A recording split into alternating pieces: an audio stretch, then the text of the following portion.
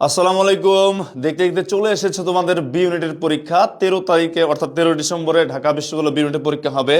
এখন তোমরা অনেকেই অনেক গুরুত্বপূর্ণ টপিক পড়েছো, কিন্তু সি ইউনিটে দেখা যায় একটা প্রশ্ন আসে শব্দের গঠন প্রক্রিয়া থেকে। সকল টপিক পড়া হলেও একটি টপিক থেকে একটু বাদ পড়ে গেছে, শব্দের গঠন প্রক্রিয়া।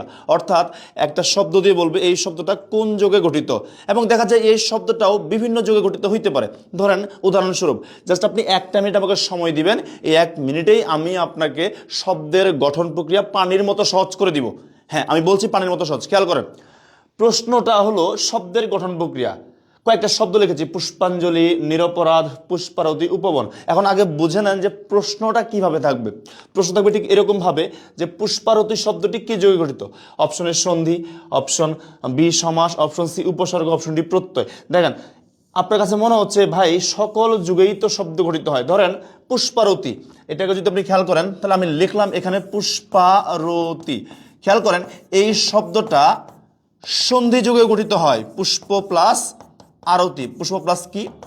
আরতি। আবার এই শব্দটা, এটা সন্ধি লিখলাম, ঠিক আছে, সন্ধি। আবার এই শব্দটা প্রত্যয়ী যুগেও হয়, পুষ্প প্লাস আরতি। কি যুগে? প্রত্যয় যুগে। ফাইন। আবার আমি যদি বলি পুষ্পের আরতি, পুষ্পের আরতি, তার মানে এটা আবার ষষ্ঠী তৎপুরুষ অর্থাৎ সমাস যোগেও হয়ে যাচ্ছে। তাহলে দেখলাম শব্দটা সন্ধি যোগেও, প্রত্যয় যোগেও, সমাস যোগেও। তাহলে ভাই আমি তো বিশাল ঝামেলায় পড়ে গেলাম। তাহলে এখন আমি উত্তর করবো কোনটা? সকল যুগে তো এটা এই শব্দটা গঠিত হলো। এত কিছু লাগবে না, যদি শব্দের গঠন থেকে প্রশ্ন আসে একটা ছোট্ট শব্দ মনে রাখলে আপনি পারবেন। শুধু উচ্চারণ করে উপস, কি বলেছি?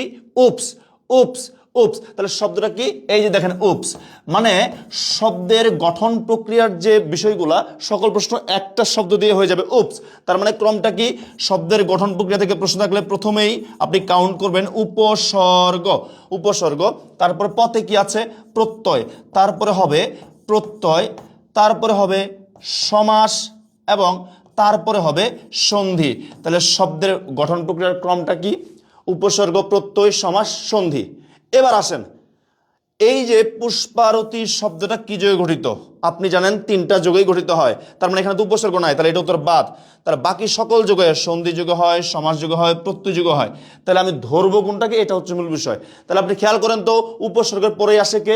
প্রত্যয়। উপসর্গের পরেই কে আসে? প্রত্যয়। তার মানে এখানে যেহেতু প্রত্যয়ের অবস্থান সবার আগে শব্দের গঠনে, সঠিক উত্তর হচ্ছে প্রত্যয়। সঠিক উত্তর হচ্ছে প্রত্যয়। তাহলে এবার খেয়াল করেন, ধরেন আমি বললাম হচ্ছে নিরপরাধ। এই নিরপরাধ শব্দটা উপসর্গ যুগেও হয়, আবার সন্ধি যুগেও হয়, সন্ধি যুগেও হয়, সন্ধি যুগেও হয়। তাহলে উপসর্গ যুগেও হয় এবং সন্ধি যুগে হয়। তাহলে এবার খেয়াল করেন, সহজেই পারতেছেন। প্রথমে কাকে ধরবো? আমি উপসর্গ। তার মানে এই শব্দটা হচ্ছে উপসর্গ যুগে গঠিত। ঠিক তেমনি ভাবে শব্দের গঠন প্রক্রিয়া হলে তাহলে আপনি কি করবেন? প্রথমে ধরবেন উপসর্গ, তারপরে ধরবেন হচ্ছে কি প্রত্যয়, তারপরে সমাস, তারপরে সন্ধি। আর শব্দটা কি বলেছিলাম? উপস। আপনার বিশ্ববিদ্যালয় বি ইউনিট ভর্তি পরীক্ষা সুন্দর হোক, সফল হোক, সেই কামনায় ইউসিসি পরিবারের পক্ষ থেকে আমি দুর্বা সজীব। আসসালামু আলাইকুম।